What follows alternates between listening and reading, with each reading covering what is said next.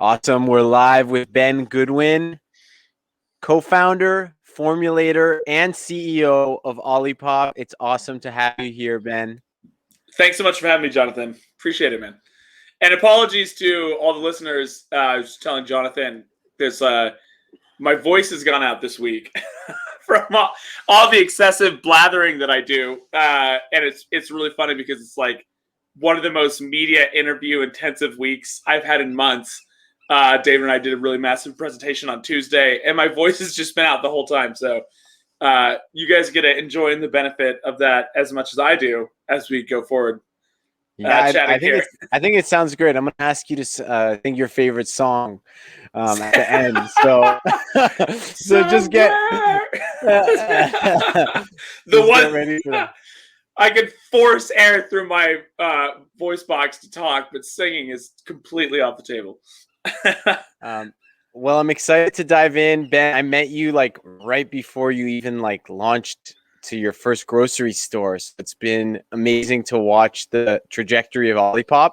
I thought we could start off by just giving people an overview of what OLIPOP is and what you're up to, if they were not familiar yet.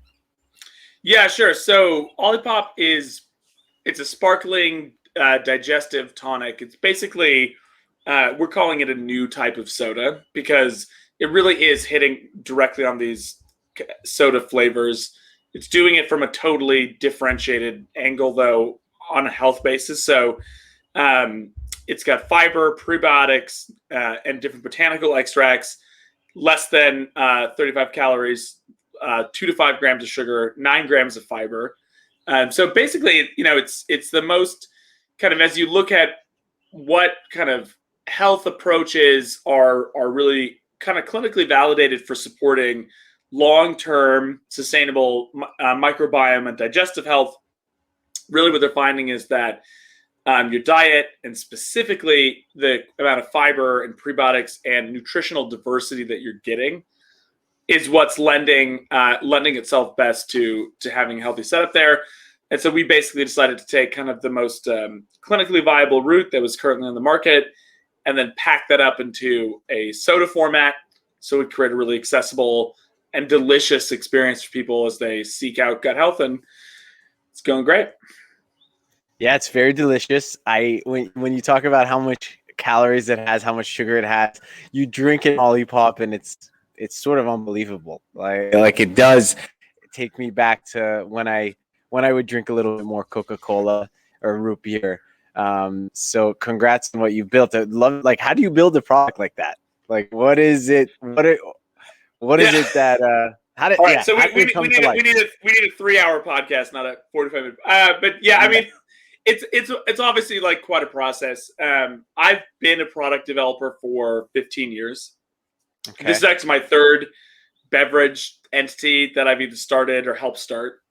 And so, so there's a lot of just historical experience. There's a lot of exposure to ingredients. There's a lot of kind of knowledge about how things come together from a solubility standpoint, from a taste standpoint, from a cost standpoint, and all that kind of stuff builds up over time.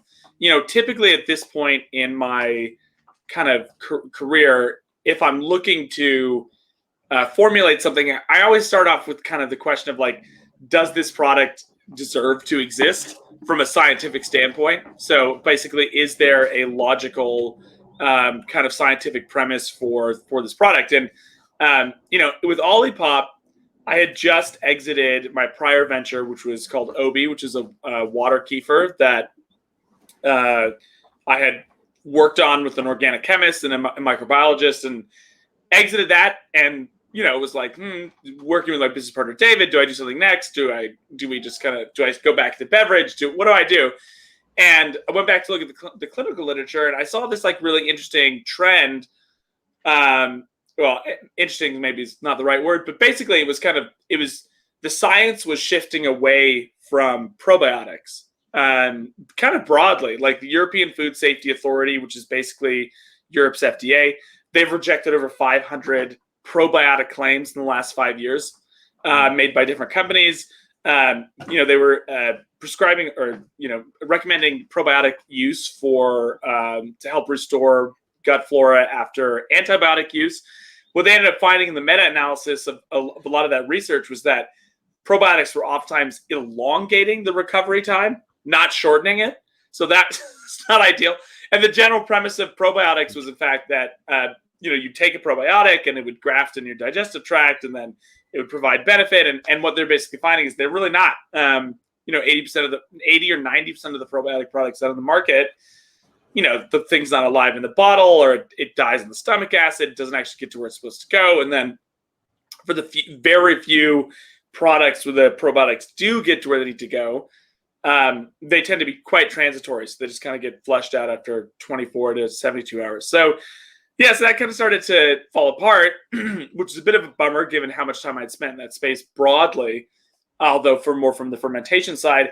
And then there was, like I mentioned earlier, this other approach being this other field of research basically around hunter-gatherers and indigenous tribes, their diets, their microbiomes, and those kind of buckets I talked about earlier: fiber, prebiotics, nutritional diversity, also hence the t-shirt. And basically that's kind of what researching that diet is what led to the kind of functional foundation for OLIPOP, and that's what kind of kicked it off. Got it. And diving a little into the ingredients, I think I saw an Instagram post you guys did, like highlighting the Jerusalem artichoke. I'm curious, how do you make an OLIPOP sweet? Is it that I have to look back at the ingredient label? Do you guys use anything like a stevia or monk fruit, or is it? Yeah, we do use stevia. Okay. We do use stevia. Yeah, I mean, there is a little bit of sugar in there from fruit juice. Okay. We also use a little bit of cassava apple syrup. Juice. Which, we use some apple juice, like lemon, lime juice. If it's cherry, vanilla, we use tart cherry juice. We'll use the juices associated with the flavors. Those are imparting almost no sweetness. I mean, hence the product being between 2 and 5 grams of sugar. That's not a lot of actual sugar, and that's being counterbalanced by 9 grams of fiber. So the blood impact, the blood sugar kind of balance is great. Most of the sweetness is coming from a very specific form of stevia that we use. It's not even just a specific form; it's like a specific form from a specific company that I tracked down after like a lot of research. And it's well made, it's high quality, and it contains a lot less of that aftertaste that's typically associated with stevia. So that kind of combines with the fiber and the juices and creates like a really nice, full, natural taste, despite the fact that it's quite low in sugar. And then when you have something like an artichoke, and I know I'm getting into the weeds, but I kind of geek out on this stuff too. Is it like a juiced artichoke? Like what are you getting from? Well, okay, so the different functional ingredients actually do come out in different formats, and there are some limitations around what I communicate because some of the extraction processes are proprietary, or how we put them together is proprietary. But typically what we're looking to extract from the cassava, from the chicory, from the Jerusalem artichoke is what we're really just concentrating on getting out of those ingredients is the fibers and the prebiotics. So we need to concentrate those. So those actually get concentrated in a powdered form. They don't. There's not a bunch of fillers. Not like maltodextrin. It really is just like the fibrous materials, and then a certain percentage of kind of leftover secondary plant compounds that kind of help with absorption. There are other ingredients in the deck or in the nutritional formula where we are actually working with a really great kind of large scale ingredients company to actually we have our own custom liquid extraction process. So they do a co-extraction, a custom co-extraction for us, which I find particularly fascinating because when you're extracting multiple botanicals or functional ingredients in a liquid environment, and it's a dual extraction, so it's both alcohol and water, but you're not just getting the compounds from the raw ingredients. You start to get these like new compounds that form as the different ingredients co-extract together. which is quite nifty. So basically we're using multiple formats of extraction for the functional ingredients, just dependent upon what they are. So many places to jump off from here. I think my curiosity is leading me to, like, you mentioned a couple beverage companies or being a formulator. Like, what even led you to jumping into that type of role? Like, how old were you? What were you doing when you decided that you were going to start making beverages? Were you doing it in your kitchen? What did that look like? What's the story? Still doing it in my kitchen, man. Well, the thing that's funny about that is, like, it's COVID, right? So I have a lab, and it's just like it didn't make sense to go out to the lab. So I actually took a bunch of my lab equipment and put it in my kitchen. So I've got these like multi-$1,000 scales. I've got all this equipment, and my fridge is like filled with all sorts of juices, and I've got like it's kind of a pain in the ass, actually. I'm like looking forward to going back to putting it in kind of its own space, but the kind of nexus of all of this actually started pretty young for me. So I grew up eating standard American diet, and there's a lot of aspects of my childhood that, broadly speaking, were like pretty stressful. And, and that kind of led to me being overweight and not particularly happy. And, actually really young, I was 14, and I had this epiphany. It's a very, very rudimentary epiphany, but it's basically just this like observation that this is not going to go this isn't going to go well. Like, I'm not going to have a good life if I can kind of continue forward on this path. So at 14, I decided to get into nutrition. I had lost 50 pounds in less than a year.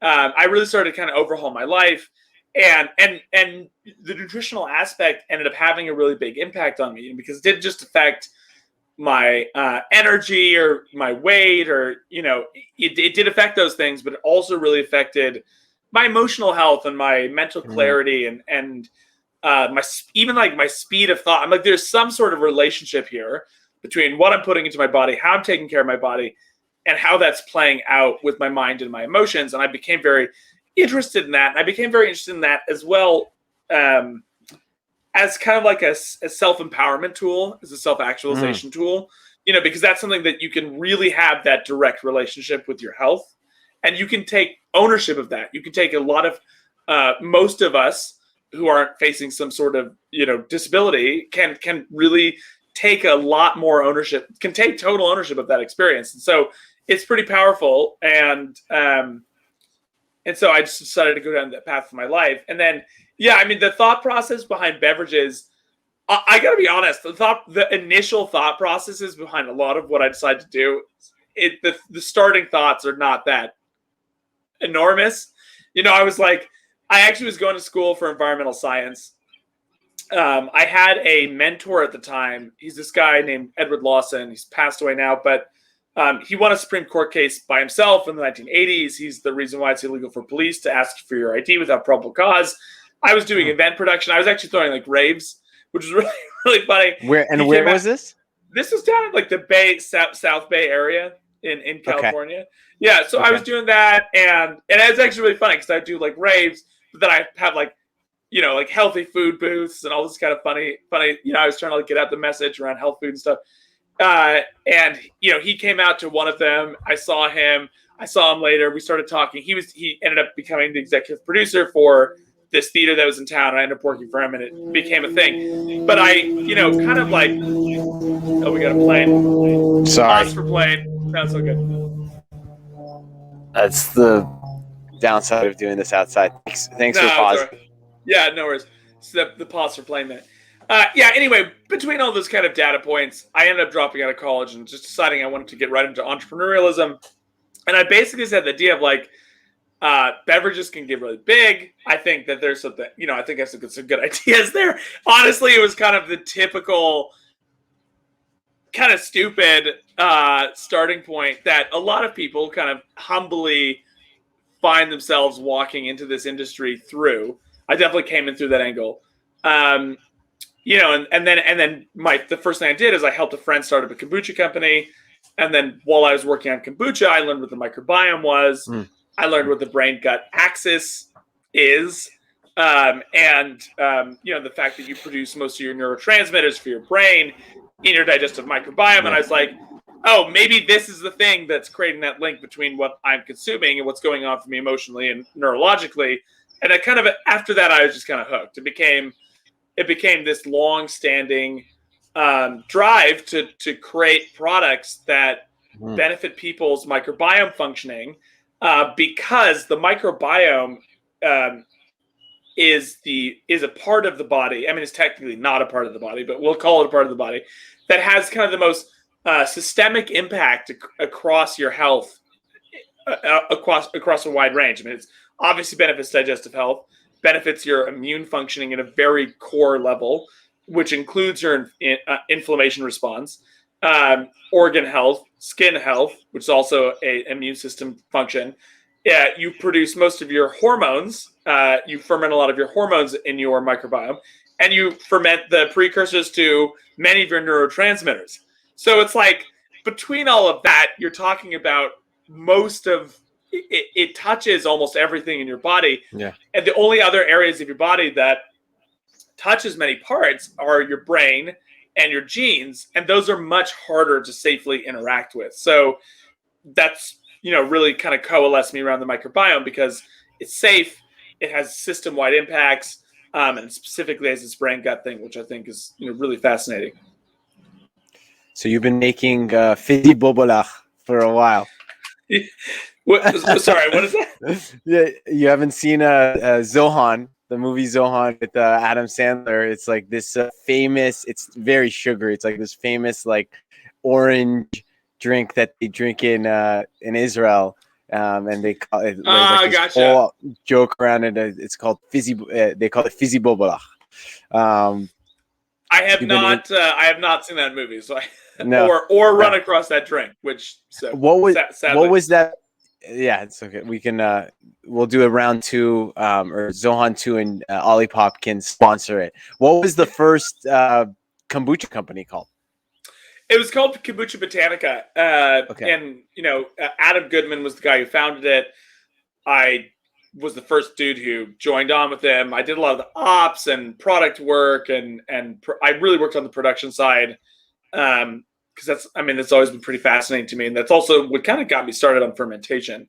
Because I then became, you go from that to my next venture, which was called Obi, where I'm sitting there working with the microbiologist and an organic chemist, and we're like mutating a culture bank from scratch and figuring out how to scale it in a 6,000-foot facility. I mean, it's like, my fermentation chops improved massively over time, but it kind of got started there. Yeah, and I'm curious, like relatively, and I might have just been, younger in terms of like my interest in the CPG natural foods world. Those brands are not as well known as OLIPOP and what you guys have done in the last, 2 years or so, and maybe even from a distribution perspective. So what did you guys? Was it just that like a better product market fit in terms of like, doing a healthy soda that has more mass appeal with this OLIPOP product? Or like, what other things did you learn from those 2 prior experiences starting companies that you then iterated on or executed on when you were starting OLIPOP and taking it to market, maybe packaging, branding, etc., team? Yeah, man. I mean, to be honest, I could write a book on everything. Like, if you're not learning constantly, especially as an entrepreneur, it's like, good luck, right? So in fact, one of the reasons I became an entrepreneur, one of the reasons why entrepreneurialism was attractive to me, is actually because it literally forces growth. It forces constant growth. Entrepreneurialism, it's like one of those you eat what you kill kind of environments. And so especially in the early days of any venture, so you have to learn a ton, and the learning doesn't just take place on a functional level, right? It also takes place on an interpersonal level.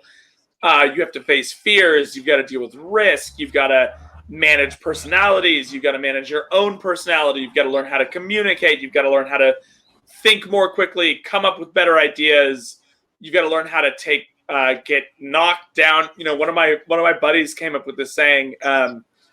break their fist with your face, which I was just like, that is such an entrepreneurial, it's like you've got to have this resilience to kind of keep coming back, through and also just like stress management. Like when I was younger, I was okay at stress management. But now it's like, I go through things now that barely even phase me.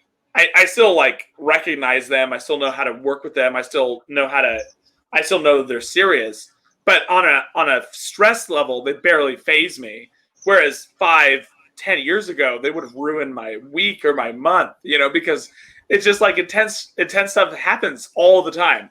And you've got to really learn how to work with it. So, I learned a lot. I learned a lot about good systems for management, needing a business partner. I learned about, how to work with your team, how to empower your team, how to hire the right team. I learned a lot about governance, about how to pick and operate with investors. I learned about different areas of diligence that the business needs, how to structure business correctly.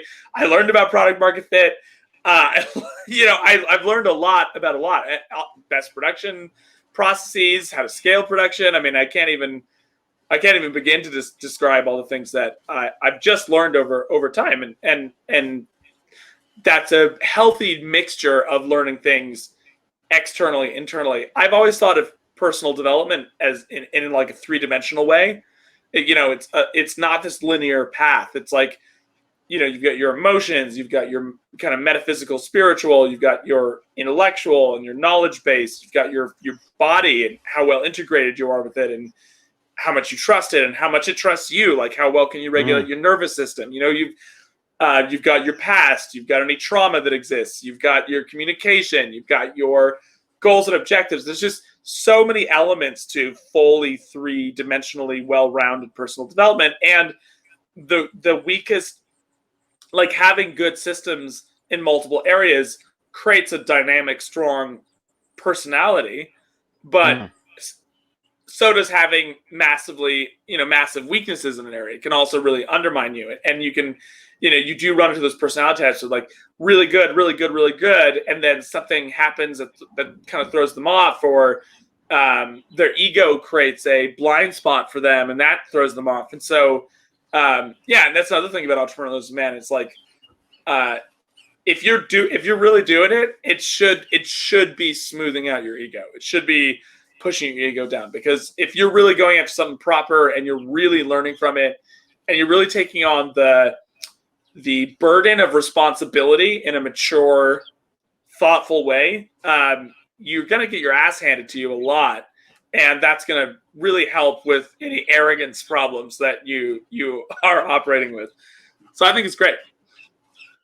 I think it's great too.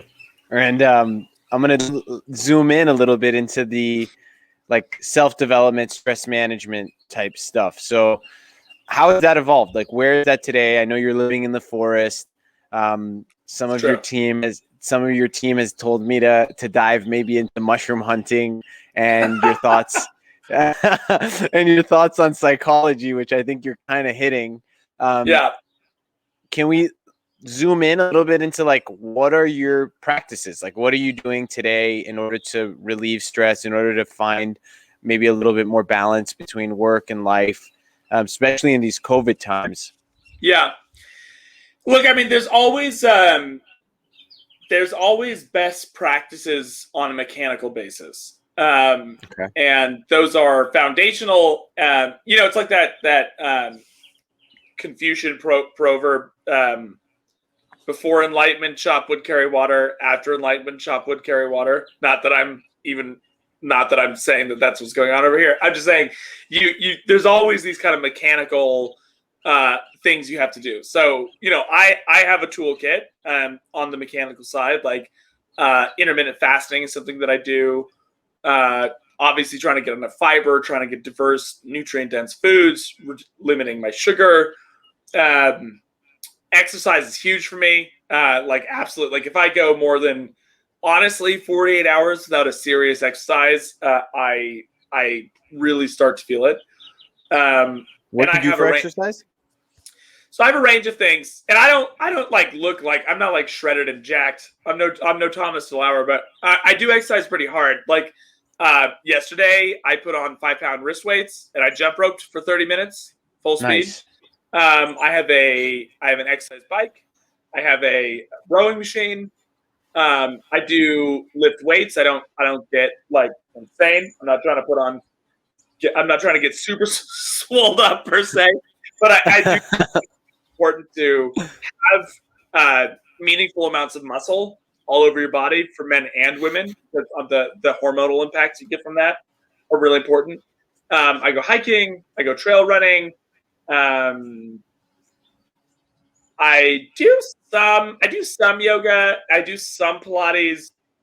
I know I need to do more. I do tend to find that I do really like the exercises where I can really get my system kind of jacked up.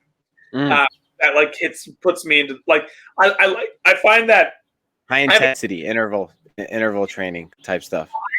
So this is part of the self-knowledge piece. Like I know that I have a very sensitive nervous system, and so I have to very tightly manage if I'm in sympathetic or parasympathetic, right? So the more sympathetic, like fight or flight, if you can be in sympathetic but stay in what's known as the window of tolerance psychologically in terms of your executive function, like it's going to wear you out faster, but you're going to be okay. But if you're in sympathetic too often, and it really wears away at your window of tolerance, and I'm happy to just define that term if you want, but then basically can reduce your level of executive functioning, and it's going to create problems. So one of the things that I'll do with my exercise is I'll make sure to try to often kind of jack my sympathetic nervous system and redline it, because then that forces it to reset and push me back in parasympathetic. I do the same thing. Like, I took a cold shower before this call.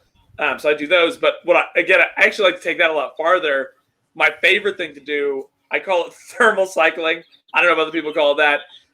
But I love, like, if I can find a hot sauna, like minimum 200 degrees, like 200 to 220, and then a cold plunge that's actually properly cold, like I am in heaven. That shit is my jam. I love that. Yeah, I love that too. You haven't bought a sauna yet? No, I haven't. I don't have. Still an entrepreneur. Yeah, I actually should. I've been thinking about it.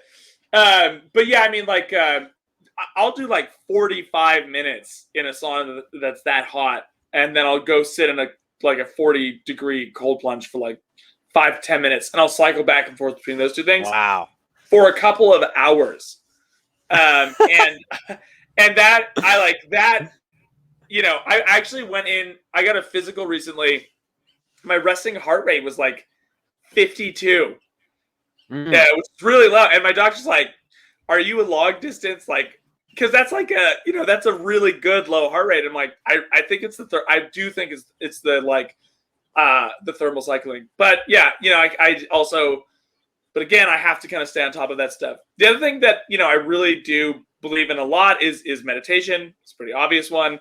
I actually just meditated again last night after failing to do so for like over a month. I'm definitely not perfect. And I was like, oh God, I forgot. You go through that. You're like, oh shit, I forgot about what a game changer this is. Especially like if you exercise, you've got a lot of blood going to your brain, and then you meditate. That's a really great combination.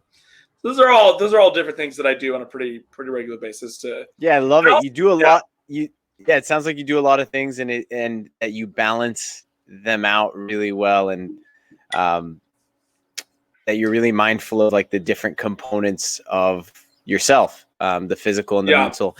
In terms of the mental stuff, like you threw out some concepts, which, I'm somewhat familiar with, the nervous system, parasympathetic nervous system. And then, kind of just diving into like your thoughts on psychology.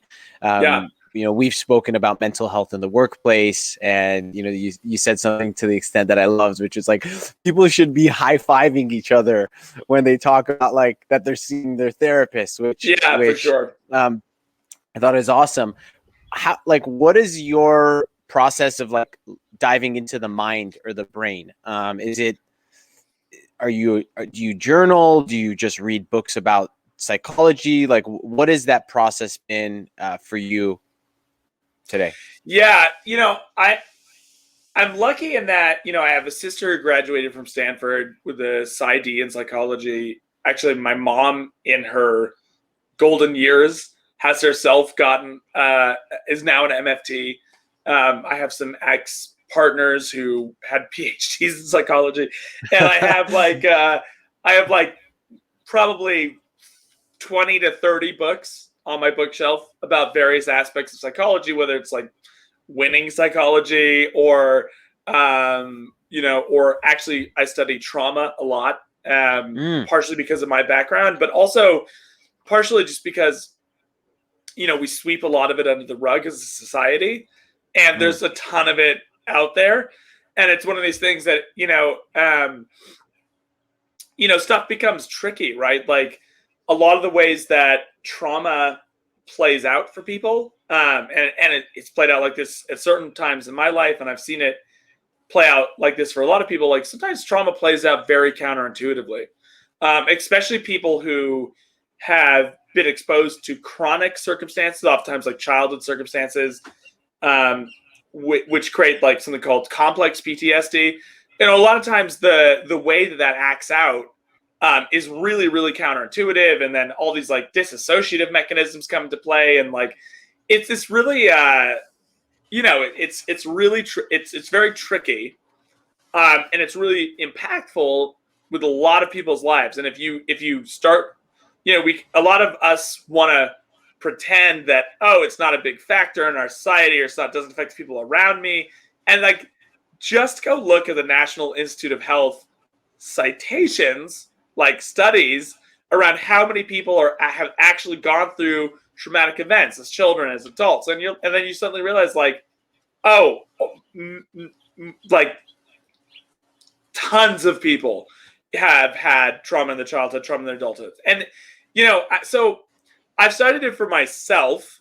I've been in and out of therapy. I'm 35 now, and I started on this path when I was 14, 15. So I've been in and out of therapy for 20 years. I find, and I've even found like what works for me there. Like I realized that talk therapy is only so useful because my brain is already doing a lot of that. And actually what I need is different tricks for like emotional integration and different types of processing.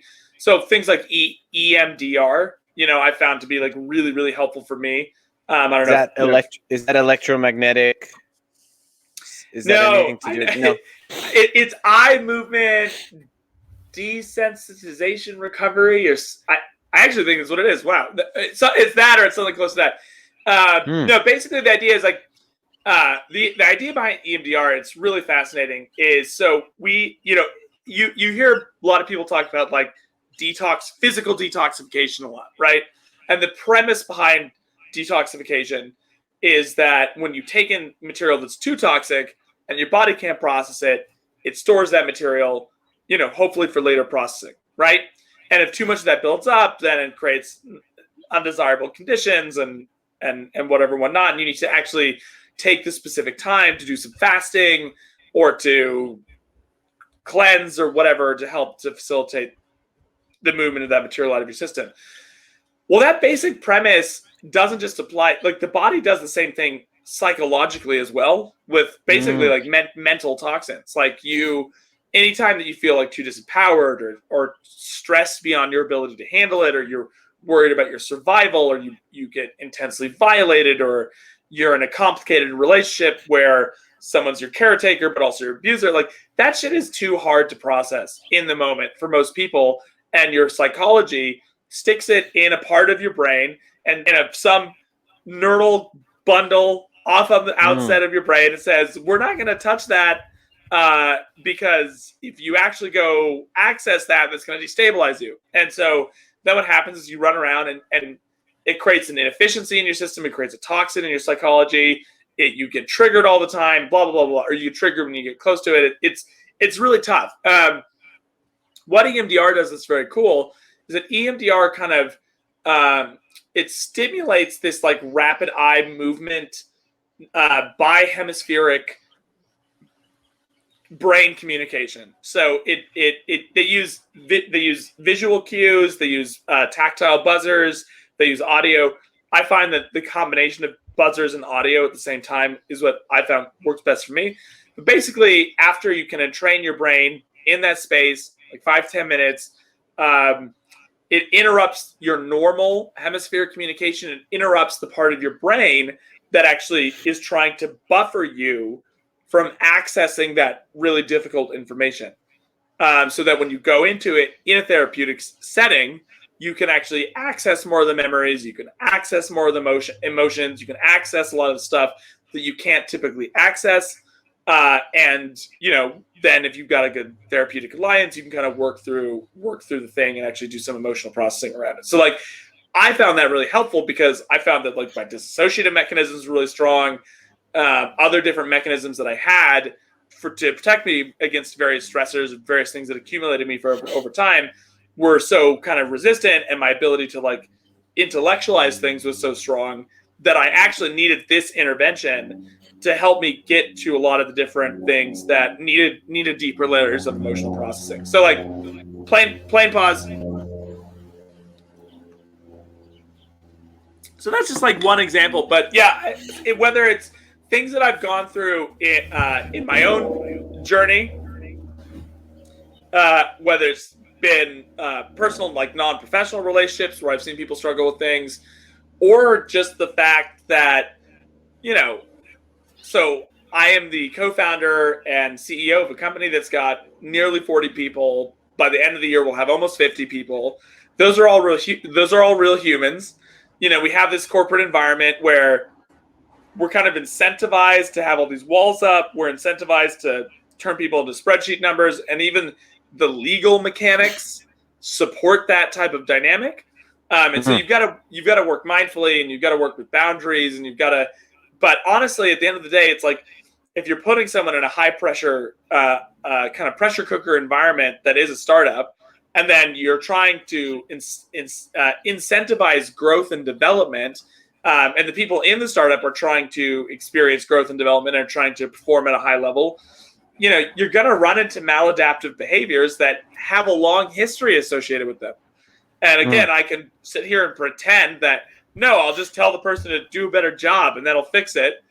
But it's just a little bit, it's like psychologically naive, in my opinion. So, my ability to have some awareness, to be trauma aware, to be aware of how different behaviors show up, to be aware of people's psychology, to be aware of different psychological frameworks, to kind of know best practices for having difficult conversations, for knowing how to facilitate a sense of trust and a sense of openness, for people not feeling judged, but also still feeling pushed in the right ways. Having a deep psychological awareness is really useful for that. And also, trying to create an environment where, hey, to the thing you said at the beginning, of this question, like if someone's like, yeah, I started therapy, or hey, I had a really hard therapy session today, I need to take the rest of the afternoon off to process some stuff. Everyone on the team is like, high five, you go get your health. Like that's great, because it actually benefits the employee in a meaningful way that's meaningful to the people around them in the company who care about them. And it's ultimately beneficial to the company because now you have more well-integrated, more adaptive people. And that's a great synergy.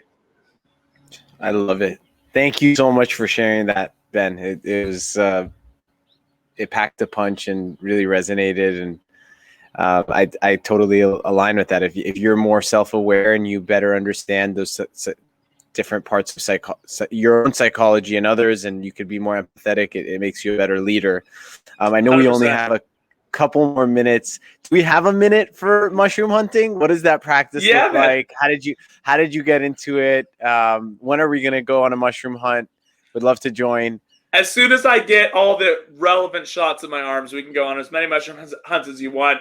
Although we're hitting spring, summer, so that's like the worst time. But okay, you'd be more than welcome to pop up here or in this general area, wherever I am where there's mushrooms, in like the autumn, winter time.